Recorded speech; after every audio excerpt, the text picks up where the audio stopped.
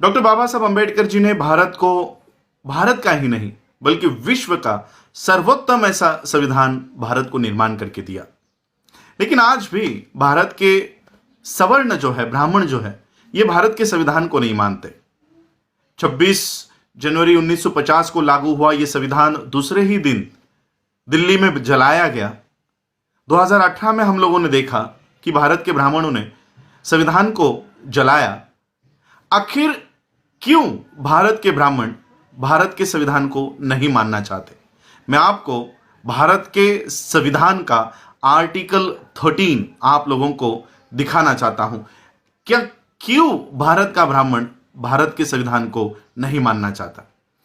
Article 13 में doctor बाबा साहब अंबेडकर लिखते हैं, इंग्लिश में मैं ये पढ़ूंगा, उसका अर्थ मैं आपको हिंदी में समझाता हूं।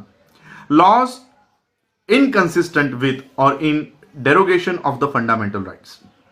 Article 13. All laws in force in the territory of India immediately before the commencement of this constitution, insofar as they are inconsistent with the provision of this part, shall, to the extent of such inconsistency, be void. बाबा साहब Ambedkar article 13 Bharat के संविधान के article 13 में लिखते हैं कि यह संविधान लागू होने से पहले, भारत का संविधान लागू होने से पहले भारत में जितने भी कानून हैं, जितने भी प्रथाएं हैं, जितने भी इस देश के भूमि के ऊपर प्रथाएं लागू है, मैं आज से उसको शून्य घोषित करता हूं।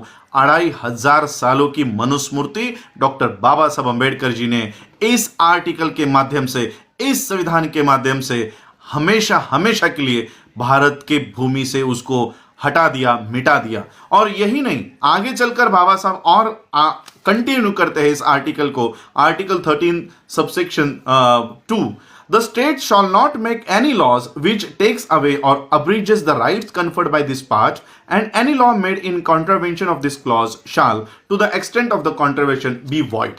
आगे बाबा साहब और लिखते हैं कि हमारे मूलभूत अधिकारों को छीनने वाले कानून भारत की कोई भी सरकार कितनी भी बहुमत में आए, कितने भी राज्यसभा में, कितने भी लोकसभा में, संसद में भारी बहुमत से भी अगर वो वहां पर जाकर बैठ जाते हैं तो भी वो हमारे मूलभूत अधिकार को कोई नहीं हटा सकता, कोई नहीं मिटा सकता। एक आर्टिकल में बाबा साहब मनुस्मृति को हमेशा हमेशा के लिए भारत से निकाल देते हैं और दूसरे आर्टिकल में बाबा साहब लिखते हैं कि कितने भी संख्या में तुम लोग आ जाओ, फिर भी इस देश में मनुस्मृति को वापस नहीं ला सकते। और इसलिए भारत का ब्राह्मण इस भारत के संविधान का द्वेष करता है, नफरत करता है, क्योंकि बाबा साहब ने हमेशा हमेशा के लिए 2500 सालों से इस देश में अस्तित्व में रही हुई मनुस्मृति को हमेशा के लिए मिटा दिया।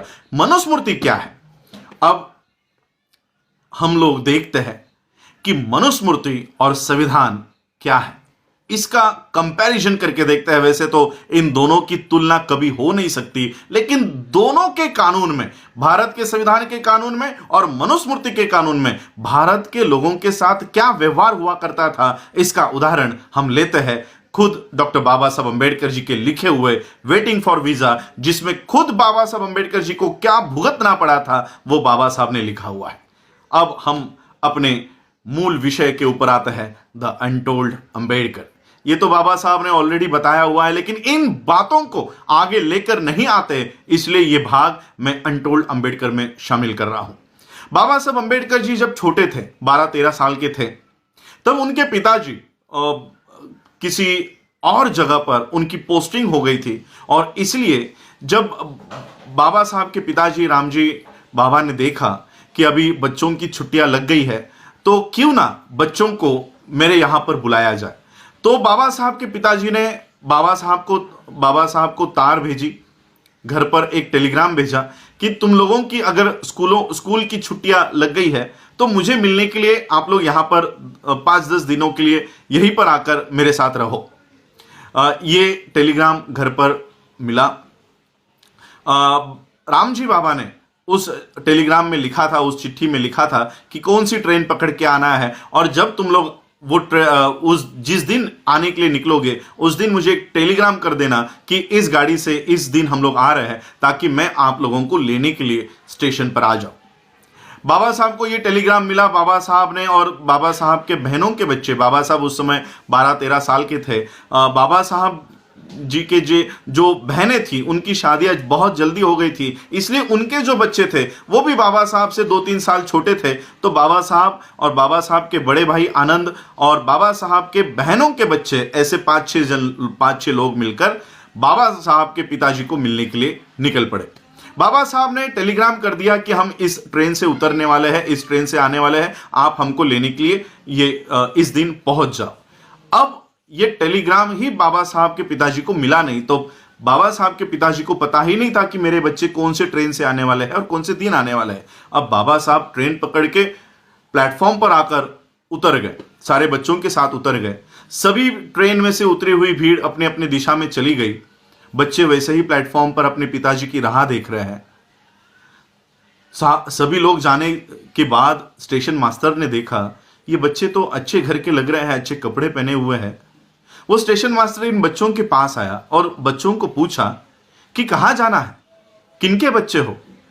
तो बाबा साहब ने बताया, वो टेलीग्राम बताया कि हम मेजर सूबेदार रामजी अंबेडकर जी के बच्चे हैं और हमको हमारे पिताजी ने बुलाया है।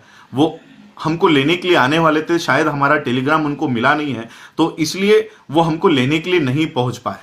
हमको इस पते के ऊपर जाना है, हमें यहां पर छोड़ दीजिए। तो स्टेशन मास्टर ने वहीं पर बगल में एक बैलगाड़ी खड़ी हुई थी, उस बैलगाड़ी वाले को बुलाया और कहा कि देखो ये अच्छे घर के बच्चे हैं, मेजर सूबेदार मेजर के बच्चे हैं, आप एक काम करो, इनको इस पते पर छोड़ कर आओ। तो वो बैलगाड़ी वाले ने सभी बच्चों को बैलगाड़ी में बिठाया। बैलगाड़ी बाबा साहब अंबेडकर जी के पिताजी के उस लोकेशन की तरफ चलने लग गई और थोड़ी देर में बैलगाड़ी वाले ने बाबा साहब से और बच्चों से बात करना शुरू कर दिया। और बातों बातों में बैलगाड़ी वाले ने बाबा साहब कौन से जाति के हैं, कौन से वर्ण के हैं, ये सारी हकीकत उस बैलगाड़ी वाले ने प्राप्त कर ली। बैलगाड़ी वाले को जैसे ही पता चला कि बाबा साहब एक अछूत है, अछूत के बच्चे हैं, वैसे ही उसने बैलगाड़ी रोकी और बैलगाड़ी रोककर सभी बच्चों को नीचे उतारा। बाबा साहब ने कहा कि हमको हमारे पिता के यहां छोड़ो। बैलगाड़ी वाले ने कहा कि तुमने मुझसे झूठ कहा और मेरे बैलगाड़ी में बैठे हो। मेरी बैलगाड़ी तुम लोगों ने अपवित्र कर दी है, तुम शूद्रों के बच्चे हो, अछूतों के बच्चे हो, मेरे बैलगाड़ी में बैठना ये तुम्हारा अधिकार नहीं है। बाबा साहब सभी बच्चे बैलगाड़ी से नीचे उतरे। बाबा साहब के पास कुछ पैसे थे। बाबा साहब ने कहा ये ज्यादा पैसे ले लो लेकिन हमको छोड़ दो। अब ज्यादा पैसों के लालच में बैलगाड़ी वाले ने कहा ठीक है, लेकिन तुम लोग अछूतों के बच्चे हो इसलिए मेरे बैलगाड़ी में नहीं बैठ सकते। तुम मेरे बैलगाड़ी के पीछे पीछे चलते चलते आओ और जब तुम थक जाओ तब मुझे बता देना, तुमको मैं बैलगाड़ी में बिठा दूंगा और मैं बैलगाड़ी से नीचे उतर के ये बैलगाड़ी आगे लेकर जाऊंगा। तुम अछूतों के बच्चे हो इसलिए मैं तुम्हारे बगल में नहीं बैठ सकता। तो जिस तरह से तय हुआ, सभी बच्चे बैलगाड़ी के पीछे पीछे पीछे पीछे चल रहे थे। 3-4 किलोमीटर बीतने के बाद बाबा साहब को प्यास लग गई। बाबा साहब ने बैलगाड़ी वाले से कहा कि आपके पास जो पानी है वो मुझे थोड़ा दीजिए, मुझे बहुत प्यास लगी है।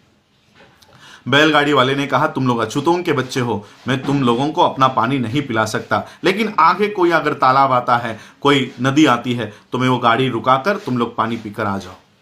बहुत देर हो चुकने के बाद कोई तालाब, कोई नदी नहीं आ रही थी। उस बैलगाड़ी वाले ने देखा कि आगे कुछ पानी दिखाई दे रहा है। बैलगाड़ी वाले ने बैलगाड़ी रोकी और बाबा साहब से कहा कि देखो वहां पर कुछ पानी है। बाबा साहब और सभी बच्चे उस पानी की ओर गए। नजदीक जाकर देखा तो वो कीचड़ में थोड़ा बहुत पानी दिखाई दे रहा था। बाबा साहब ने देखा ये तो कीचड़ है, यहाँ का पानी मैं कैसे पी सकता हूँ। लेकिन बहुत प्यास लगने के बावजूद, बहुत प्यास लगी थी, इसलिए बाबा साहब अंबेडकर जी ने वो मट्टी हटाई और वहां का पानी बाबा साहब ने पिया।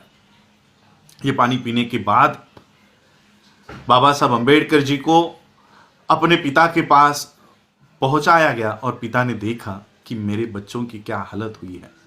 और बाबा साहब तब रो रहे थे। तब बाबा साहब को राम जी ने शांत किया और कहा कि देखो देखो कि बाहर की दुनिया में तुम्हारी क्या हैसियत है, बाहर की दुनिया में क्या हैसियत है, और इसी चित्र को तुमको बदलना है, इसी व्यवस्था को तुमको बदलना है। और उसी बच्चे ने जाकर भारत का यह संविधान लिखा।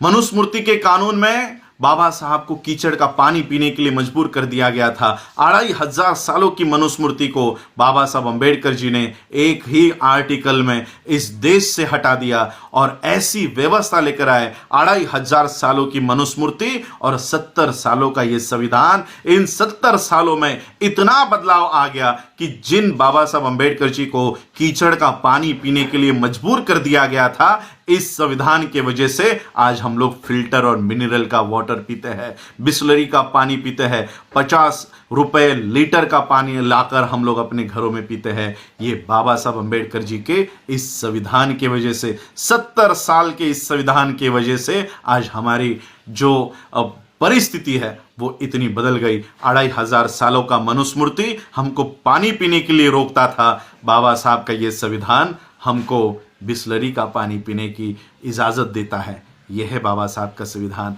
और इसलिए बाबा साहब के इस संविधान से आज भी ब्राह्मण नफरत करता है। आप लोगों ने मुझे सुना, उसके लिए आभार, धन्यवाद। जय भीम, जय भारत, जय बुद्ध, जय संविधान।